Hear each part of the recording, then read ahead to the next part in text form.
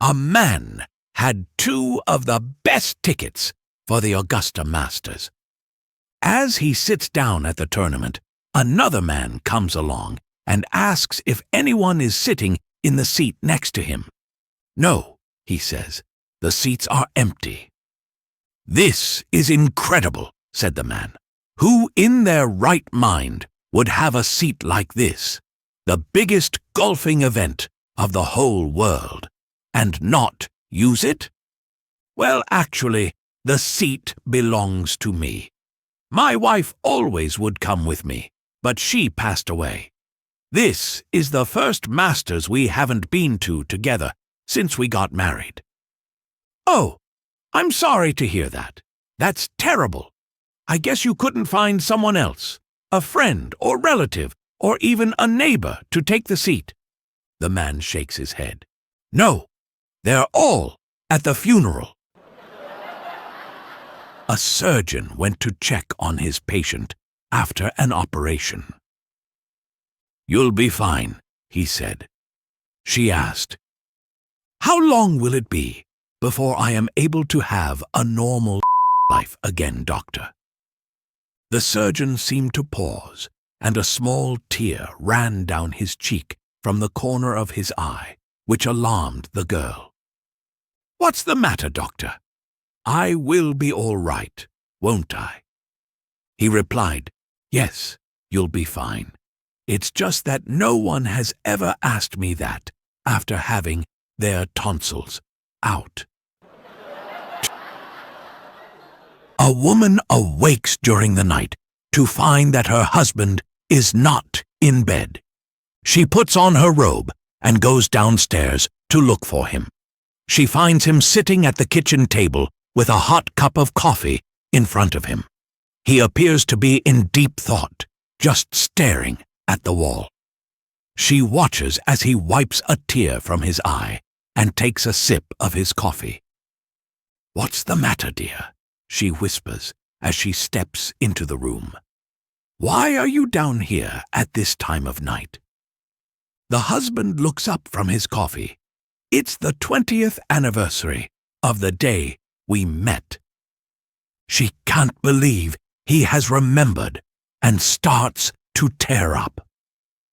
The husband continues, "Do you remember 20 years ago when we started dating? I was 18 and you were only 16, he says solemnly. Once again, the wife is touched to tears. "Yes, I do," she replies. The husband pauses. The words were not coming easily. "Do you remember when your father caught us in the back seat of my car?" "Yes, I remember," said the wife, lowering herself into the chair beside him. The husband continued, "Do you remember when he shoved the shotgun in my face and said, 'Either you marry my daughter, or I will send you to prison for 20 years. "I remember that too," she replied softly. He wiped another tear from his cheek and said, "I would have gotten out today." An idiot has a mirror in his closet. He wakes up one night and opens the closet, and he sees himself.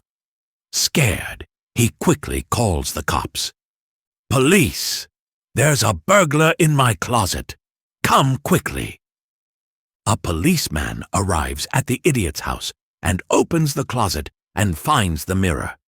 He takes a step back and slaps the idiot as hard as he can.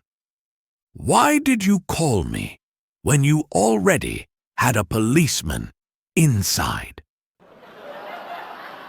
There is legend that goes like this. In a bar in New York, there is a magical mirror. If you go up to it and tell it the truth, it will grant you a wish. If you lie, poof, it swallows you up. A brunette, a blonde, and a redhead walk into this bar. They head straight for the mirror. The redhead goes first and says, "I think I'm the most beautiful woman on earth." Poof! The mirror swallows her up. The brunette goes up to the mirror and says, "I think I'm the woman on earth." Poof! The mirror swallows her up. Last, the blonde goes up to the mirror and says, "I think." Poof! A blonde cop pulls over a blonde and asks for identification. The blonde asks, "What's that?" The blonde cop replies, "It's the thing in your purse with your picture on it." The blonde reaches into her purse, pulls out her compact mirror, and hands it over. The blonde cop opens it, takes a look, and says, "I'm sorry, ma'am. If I knew you were an officer, I wouldn't have pulled you over."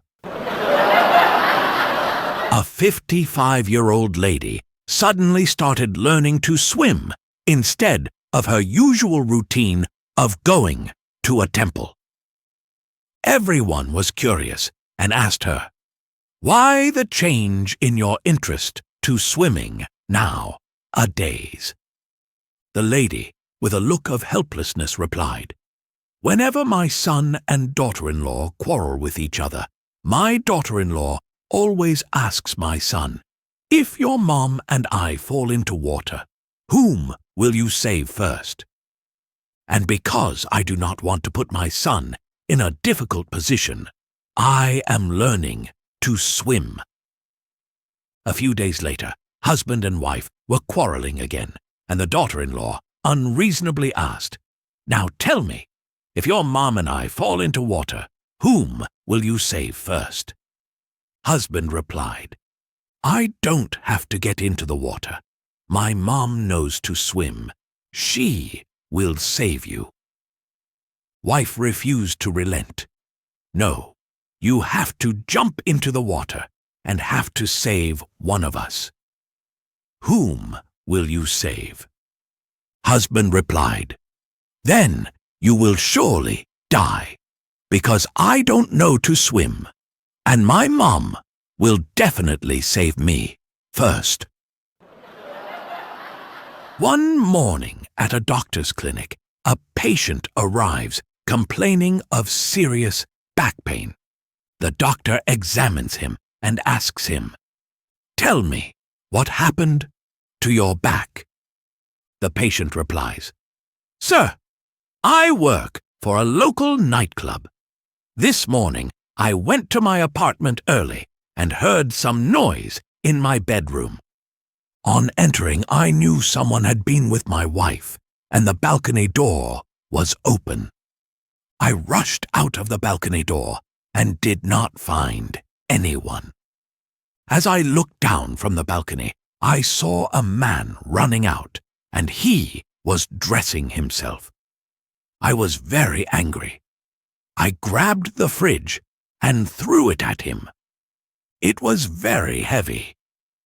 That is how I strained my back." Later that day, a second patient arrives as if he has been in a car wreck. The doctor said, "My previous patient looked bad, but you look terrible. What the happened to you?" He replied, "You know, I have been unemployed for a while now. Today was the first day at my new job. I forgot to set my alarm, and I was late. I was running out of the building, getting dressed at the same time. And you won't believe it, but I was hit by a fridge. I don't know how and where from this fridge fell on me." Before closing hours, the third patient comes. He looks like he was punished in hell. The doctor is shocked. He asks, "What the happened to you?" The patient replies, "Well, it started like this. I was in a fridge." A man comes running to the doctor, shouting and screaming in pain. "Please, doctor, you've got to help me. I've been stung by a bee." "Don't worry," says the doctor. "I'll put some cream on it." "You will never find that bee. It must be miles away by now." "No, you don't understand," answers the doctor. I'll put some cream on the place you were stung. Oh, it happened in the garden in back of my house. No, no, no, says the doctor, getting frustrated. I mean, on which part of your body did that bee sting you? On my finger, screamed the man in pain. The bee stung me on my finger, and it really hurts. Which one? The doctor. How am I supposed to know? All bees look the same to me. A brunette goes to the doctor and says, Doctor, I'm hurting all over my body. That's odd, replied the doctor. Show me what you mean.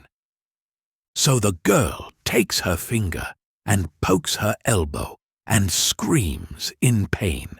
She touches her knee and cries in agony, and so on. The doctor says, You're not a natural brunette, are you? No, I'm a blonde, she replies. I thought so. Your finger is broken, replies the doctor.